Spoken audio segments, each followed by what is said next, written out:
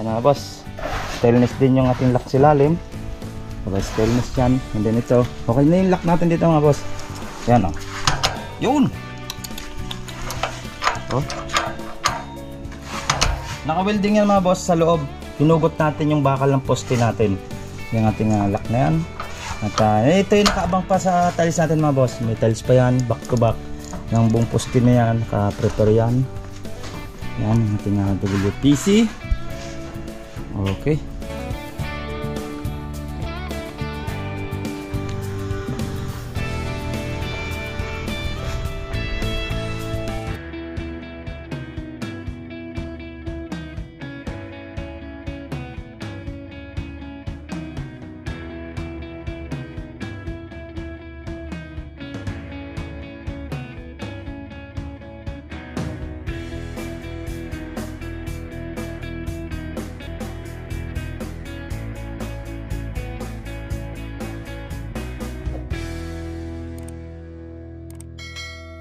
Ayan mga boss, at good morning at welcome back ulit sa ating YouTube channel. Tapos na yung ating gate dito sa Block 7 mga boss, Tanawan Park Place. At yung gate natin at ang facing, may palitado na tayong konti sa likod. Samahan nyo ako at panoodin natin mga boss ang before after ng ating paggawa o pagbuo ng ating gate, steel gate. Ayan, at stainless yung ating handle na nilagay dyan at WPC dating ang ating kinabit. Ayan, samahan niyo ako hanggang dulo at para mapanood natin ang kabuuan ng pagbuo namin ng o paggawa namin ng gate kasama yung ating bakod dito sa Tanawan Park Place sa Block 7. Okay, let's go. Ayan mga boss, bibiliin pa natin yung WPC nito na ikakabit natin dito. Yan yung agent bolt nya. And then ito yung sa gate na isa, mismong main ng gate, tsaka ito yung sa garahe, ito yung sa grill. Okay,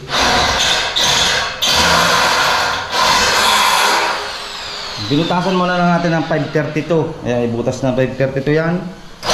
Ginamitan natin ng 10mm. Yan, ito bubutasan pa yan. Pero butas tayo mga boss. Ito may butas na mga boss, mayroon na yan. Din ito wala pa. Butasan na lang din naman yan. Abangan nyo at kukunin na natin yung yung order natin na bilhin natin na WPC para dito sa ating gate na Block 7. Okay?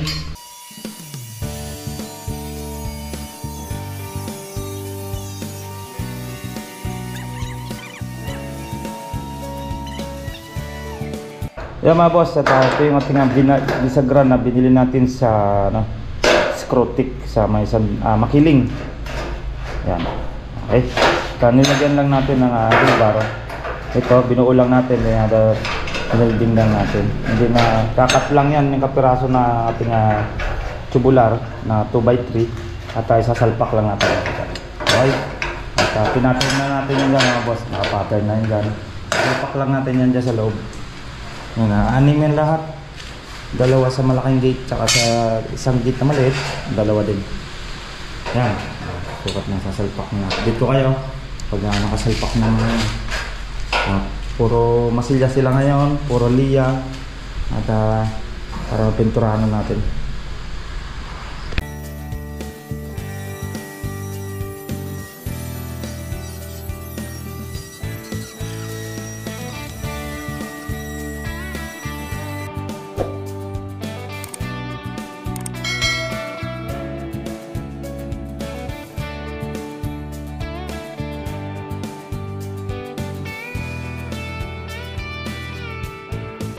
Kaya mga boss, nakakapagkabit na tayo ng isa.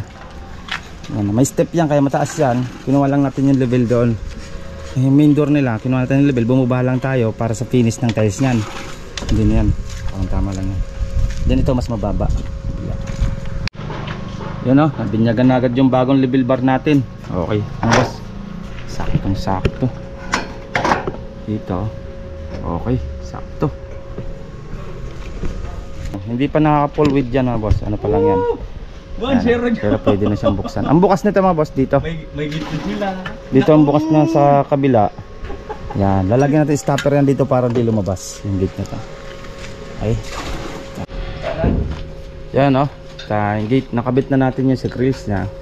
At sa main gate ng entrance ng tao, meron na. Ito yung gate naman sa para sa garahe. Okay. Parang taas ito.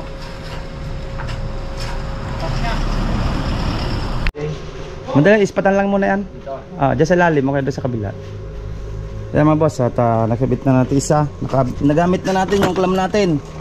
Si clamp. Nakabit na muna natin yan. Hindi pa yung naka-spot. Naka-actual muna tayo para sure check natin yung mga bawat allowance. Dahil ito may tiles pa yan mga boss. Naka-allowance tayo para sa tiles natin. Yan o. Okay. Naka-clamp lang tayo. Inipit lang natin. Tawi-welding na lang natin yan. Okay. Nagamit na yung mga ating mga biniling mga tools. Okay. Itong kabila uli. Kabit mo natin yung kabila. Yan mga boss. At nakabit na natin yung gate. Ayan, pantay na pantay oh. Hindi na itong entrance ng tao. Okay na rin. Okay na rin yun. Primer na lang yan ang gagawin. Yan, naka-stainless yan mga boss. Ito natin sadyan natin stainless. Huwag mo natin tatanggalin. Hintayin natin mapilis muna. Tsaka to.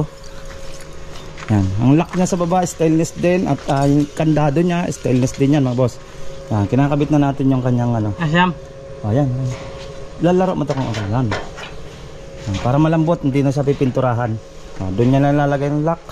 Tapos may lock pa yan doon. Kakabit ko na lang mga bukas na lang kakabit. Okay na oh.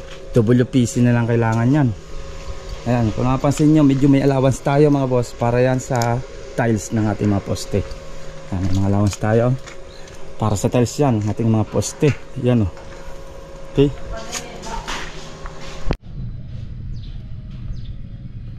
Ayan mga boss, nakabit na natin yung gate.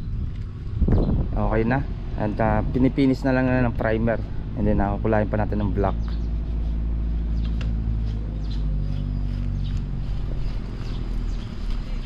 Okay. And then ito. Okay na rin yung ating lagyan ng kandado. Yung ano na lang, kakabit na lang natin yung ano nun. Bubutasan na lang natin yung lock nya para sa entrance ng tao. Okay. WPC na lang ang kakabit natin dyan na waiting pa natin matapos ng kulay black. Final coat nya na automotive black ang gagamitin natin dyan. Kaya update ko kayo. And then dito naman sa likod, ayan na, naka-start na natin, nabuhusan na kapon yung poste. Nantakpan na natin yan nang matapos na tayo dito. Okay. Mga boss, at sprayan natin ng lacquer block. Yan, waiver. Ito muna natin titirahin natin. Yan muna sprayan natin. Natapos na yung primer nyan, baby roller lang ginamit natin dyan. Tapos pinaliyan natin sa kanila. Pinaliyan natin para mawala yung mga bilog-bilog, yung mga butil-butil baga nya. Ito. At bagan nyo, tayo. Lacquer block natin na gagamitin lang natin dyan ng lacquer thinner. Lacquer thinner lang yan. Madaling lumabas dito yung ating pintura. Okay, abangan nyo, spray natin.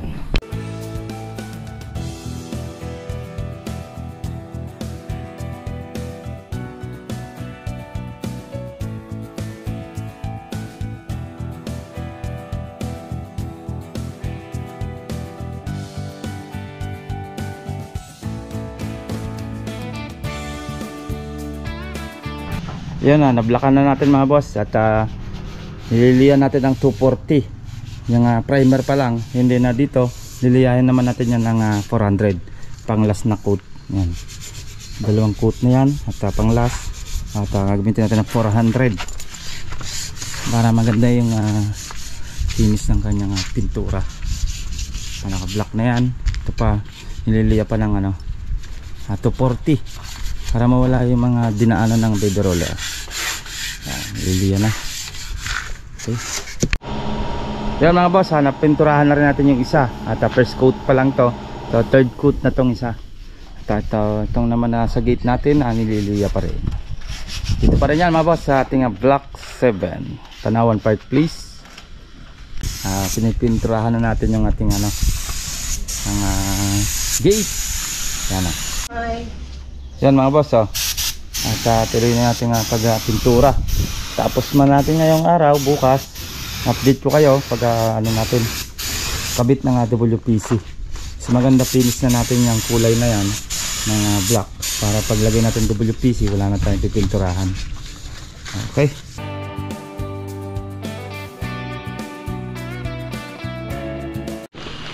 Ito mga boss yung ating bolt na gamitin dyan. Ayan, so screw-tick lang kayo makakabili nito. Kompleto yan, meron tayong nut yan, at meron din tayong washer. Ayan. Abangan nyo mga boss, dalawa-dalawa nilagay natin dyan, bawat isa dito sa sulok, tigda-dalawa yan, bawat sulok, para mas magandang tingnan. Yan ang nagpapaganda sa ating bolt na yan. Yan mga boss, binubutasan na natin. At ginamitan muna natin ng 532 bago final natin ng 10mm. Ayan, butas na yan. Yan, puro tayo butas. At ito namang maliliit. Sa gate naman ito mga boss, yung gate natin na maliit na gate. Yan, entrance ng tao. Binubutasan muna natin ng 532. Tapos doon, 10mm na kabila. Yan na, kabit na tayo ng WPC mga boss.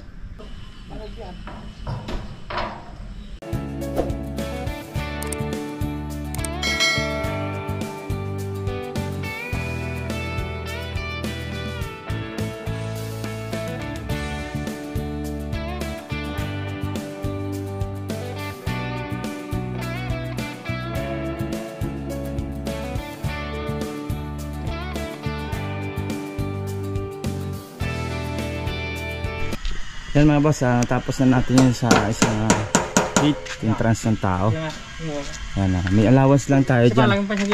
Yan, may mga allowance tayo para hindi siya umulan man, hindi istakan basa-basa ng tubig. Mga dyan, para iwas na mabulok yung ating tubular. Kaya may allowance din tayong kapiraso. Okay, yan o. May mga bolt pa yan, ayan. At may bolt pa na yan. Ito na lang. Sa gate na lang, kulang. Dito na isang iyon. Yan lang.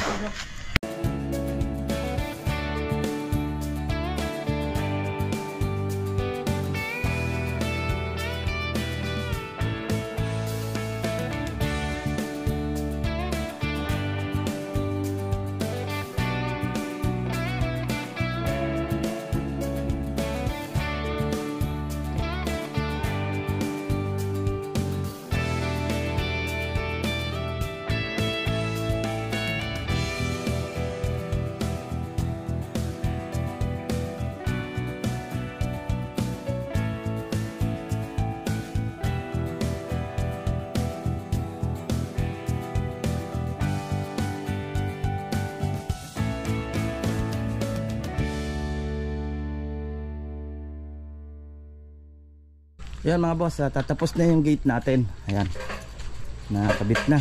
At naabot tayo ng ulan kahapon. Ayan na, okay na. At punas na lang yan, puro alikabok na lang. Yan, stainless. Binubuo na lang yung para sa lock natin dito, stopper. Yan, bangan yan.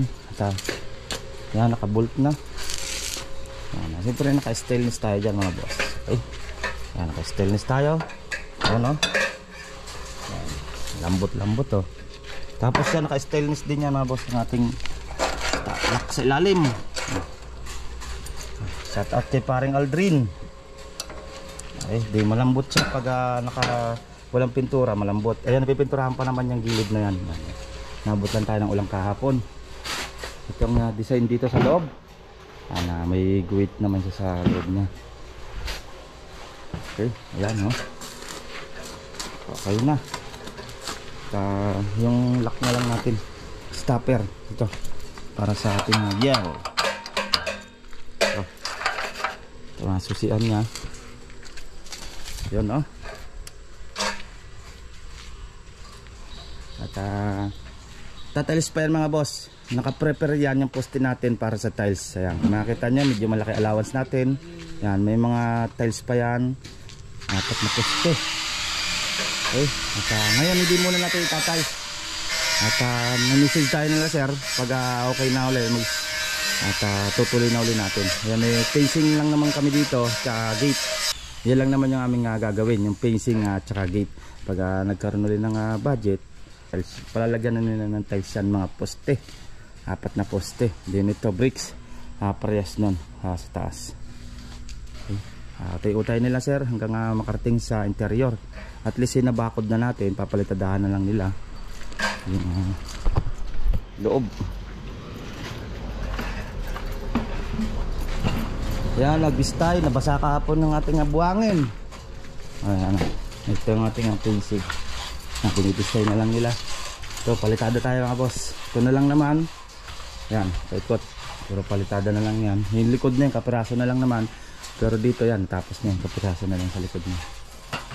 Okay. Ayan mga boss, at puro plastering tayo dito sa block 7. Dito pa rin yan sa fencing natin. Sa exterior yan.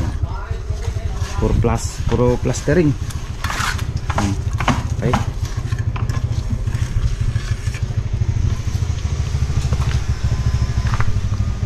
Ayun na lang. Yan mga boss, at hanggang dito na lang uli ang aking update. At sa last na update na natin yan mga boss, dito sa atin na block 7. Ayan, at yan ang ating pinagawa ni sir. Yung fencing niya dito sa Lene at Tanawan Park Place. Yung bakod, ayan, na-plastering na yung nasa likod natin. Baya next week tatapusin na natin yan. Yan. Para tapos na natin ang kontrata. Tapos na natin to. Yung gate. Ayan mga boss. Ayan tapos na. Yung ating gate sa block 7. Pupokus na lang tayo ng ating project. Block 20 at block 4. Ayan yung ating gate na WPC. Okay. Ayan stainless. Ayan mga boss. Stainless din yung ating lock silalim. Stainless yan. And then ito, okay na yung lock natin dito mga boss. Yan yun. Naka-welding yan mga boss sa loob. Pinugot natin yung bakal ng poste natin. Yung ating lock na yan. At ito yung nakaabang pa sa tiles natin mga boss. May tiles pa yan, back to back. Yung buong poste na yan, naka-prepare yan. Yan ang ating WPC. Okay. Ayos na. At yun na lang. May message na lang tayo na sir para sa tiles ng ating poste. Okay. Yan mga boss, at sa ako na lang kayo update. Next week ko na lang kayo update or Monday sa block 20 at block 4. Ayan, doon ko na lang kayo update. Yun ang pupukusan natin na matapos natin ng block 4 at saka block 20. Yan mga boss, at hanggang dito na lang ulit ang aking vlog. Sana panood nyo hanggang dulo. At before after ng ating paggawa ng gate. Yan mga boss, at hanggang dito na lang. At sana may nakakunti kayong natutunan. At yan, kung bago ka lang sa aking channel, huwag kalimutan na mag-subscribe, like, and share kung nagustuhan mo yung aking video. Okay, at ito na lang naman yung aming fencing na lang, plastering na lang kapiraso. Okay, at update ko na lang kayo by next week sa ating block 20 block 4. Hanggang dito na lang at ingat-ingat tayo. God bless you. God bless you. Bye bye. Ito pong J Uragon Vlog, napakaganda po ng channel na ito, no? Tungkol po ito sa construction. Actual construction po ang channel na ito, no? Pag pinanood nyo po ito, panalo po kayo sa channel na ito. Napakaganda po ng mga video niya. Lalo na pong magaganda, no? Yung mga iba't ibang design niya. Kakaiba po yung mga iba't ibang design niya sa mga kisame. Subukan nyo pong panoorin J Uragon Vlog na ito. Matutuwa po kayo pag pinanood nyo po yung mga video niya. Maraming salamat po.